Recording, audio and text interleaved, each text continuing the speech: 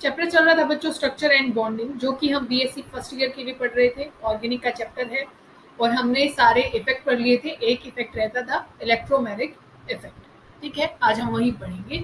सबसे पहले आपको समझना है कि इलेक्ट्रोमैग्नेटिक इफेक्ट में क्या होता है। क्या है इलेक्ट्रोमैग्नेटिक इफेक्ट?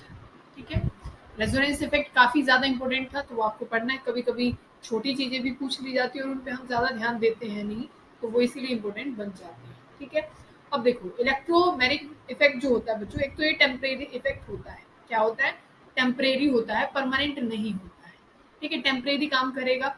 और किसकी प्रेजेंस में ये होता है? रिएजेंट अगर होगा, अगर रिएजेंट होता है प्रेजेंट रिएक्शन में, तो ये इफेक्ट काम करेगा। रिएजेंट जैसे ही हट गया तो वो इफेक्ट भी गायब हो जाएगा। इसी वजह से हम कह रहे हैं टेम्परेरी है। और ये मल्टीपल बॉन्ड पे काम करता है, जैसे ये डबल बॉन्ड जो होते हैं या ट्रिपल बॉन्ड जो है उन पे ये वर्क करता है इलेक्ट्रोमैग्नेटिक इफेक्ट। जैसे कहाँ पे? अब वो देखो, जैसे मान लीजिए आपके पास है ये डबल बॉन्ड है।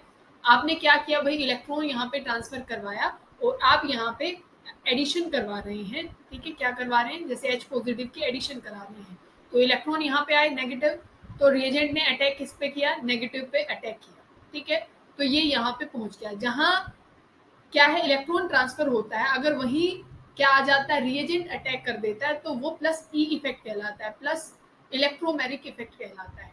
अगर क्या होता है, जैसे आपके पास क्या है, ऐसे कोई है, ठीक है, कार्बोनिल ग्रुप है, उसमें इलेक्ट्रॉन ट्रांसफर होता है ऐसे, यहाँ आ गया नेगेटिव और यहाँ पे आया पॉजिटिव चार्ज।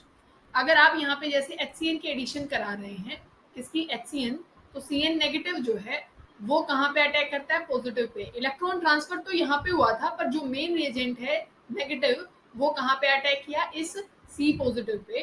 तो ये प्लस ई इफेक्ट है। जहां इलेक्ट्रॉन ट्रांसफर हुआ था, माइनस लिखना बच्चों, माइनस ई इफेक्ट है। जहां इलेक्ट्रॉन ट्रांसफर हुआ था वहां रिएजेंट अटैक ना करके जहां पॉजिटिव चार्ज है वहां अटैक करता है। अच्छा, अब इसका फायदा क्या है, हम इसको क्यों देख रहे हैं? सबसे पहली बात तो जहां हम मैकेनिज्म पढ़ते हैं ना रिएक्शन का, वहां पे ये सबसे ज्यादा इंपॉर्टेंट है। जहां भी मैकेनिज्म पढ़ा जाता है रिएक्शन का, तभी वहां इसका इलेक्ट्रोमैग्नेटिक इफेक्ट का यूज होता है कि भाई इलेक्ट्रॉन देखो, जो भी नेगेटिव पोर्शन होता है इलेक्ट्रॉन तो वहीं जाते हैं। जैसे यहाँ पे भाई सिमेट्रिकल था, अगर ऐसा होता तो आपको ये पता है कि भाई नेगेटिव चार्ज यहाँ नहीं आ सकता, क्योंकि देखो यहाँ अगर नेगेटिव आएगा और यहाँ पॉजिटिव आएगा, तो जो सेकेंडरी कार्बोकेटायन होता है वो ज्यादा स्टेबल होता है कंपैरिजन टू जो अपना प्राइमरी कार्बोकेटायन बने, या फिर जो कार्बो एनायन बनता है वो प्राइमरी ज्यादा स्टेबल होता है कंपैरिजन टू सेकेंडरी के। यहाँ नेगेटिव ज्यादा स्टेबल नहीं होगा।